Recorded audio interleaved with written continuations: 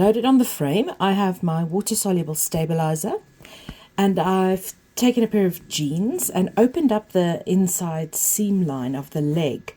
That's the side where there's no double stitching on the outside, like a top stitching, so it's easy to take out. And then I'm decided I'm going to use some of my Philip Jacobs fabrics and cut out those fabulous flowers, and I'm going to raw edge applique them onto the leg as well as add some stitching. Now we're not really quilting because we don't have batting and a backing layer. We're basically freehand stitching or freehand embroidery. And so what I'm going to do here, I'm going to work with my glide foot.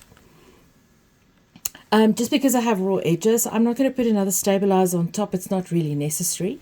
And I'm just going to outline stitch this, but not close to the edge, a little bit away, so that I can have these edges fray and ravel and stand up. And then I might just add some stitching on the inside and add some stitching around the flowers. It really is as simple as that. So find a pair of jeans. It's great to upcycle something and use an old pair and make it new. Open up that inside seam, that inside leg, and then do some stitching on the leg, side of the leg to the front of the leg, as you wish. So you'll see here's the hem of my jeans leg. I'm just going to leave that as is. So I only opened the little bit around the seam line. So you do need something, a base onto which to load your jeans.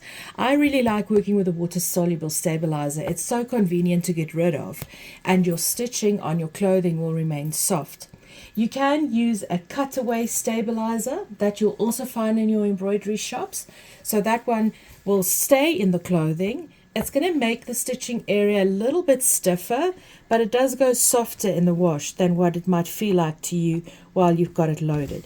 You can also use a very thin muslin, anything that you can load onto the leaders to act as a base. But like I said, I like the water soluble. When I'm done, I rinse and the clothing item will be nice and soft. And you can do exactly the same on your long arm, and you can load any piece of clothing. You can load shirts. I'll show some examples shortly. Shirts, jackets, anything that you can open up and place a section down. And I use my trusty 505 to just help things stay in place. Not a huge amount, just a little bit until I start stitching. And then you can just add some decorative work to your clothing and upcycle it that way.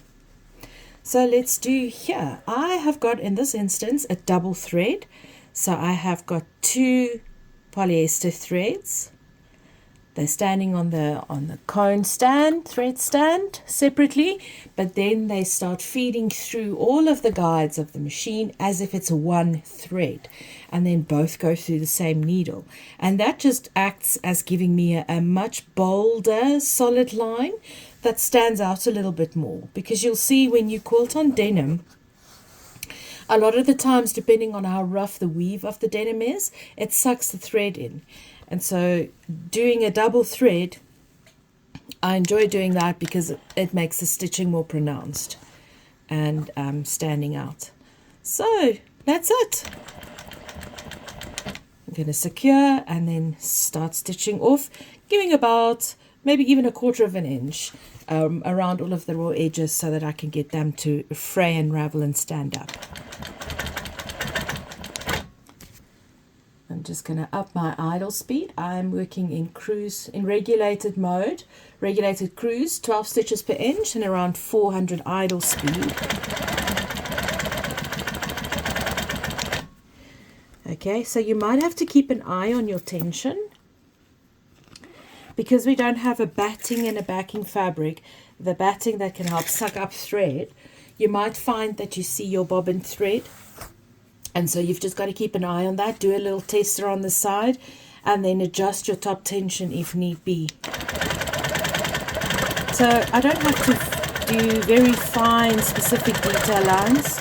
I'm just doing a rough outline.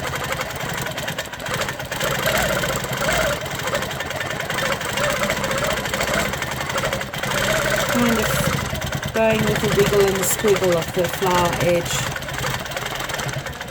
Going a little bit slower over that thick seam line, but our longer machines are industrial machines basically, and so they will have no hassle going over that seam line.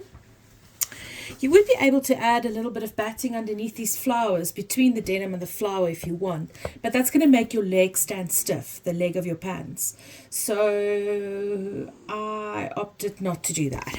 I don't want the leg to stand like upright and stiff. I want it to drape like the pants would have draped without the stitching and without the applique. So we're doing a bit of freehand raw edge applique here, going all the way around over the seam line like this. No difference. I'll also use a little bit of 505 to just keep my flower in place. I am just putting my finger there to make sure I don't stitch over the edge and let the edge fold in. So now I need to get to this flower, but I'm just going to add my internal stitching while I'm here.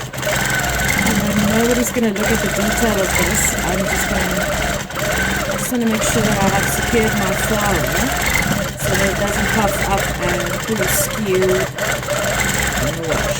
So we do need to add a bit of stitching. Like I said, you don't have to be super precise along the lines. No one's going to look at this close, up close to scrutinize your following of your petals. And if they do, you put a pin in the eye, because it's not for them to do.